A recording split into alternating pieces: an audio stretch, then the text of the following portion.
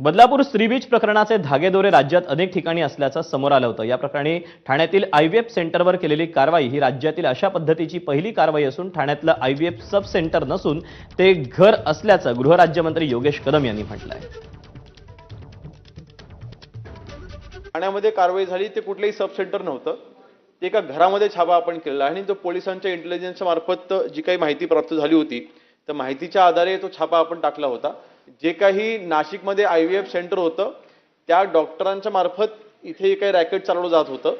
एक गोष्ट लक्षात आली की याच्यामध्ये जवळपास 10 महिला याच्यामध्ये पीडित होत्या।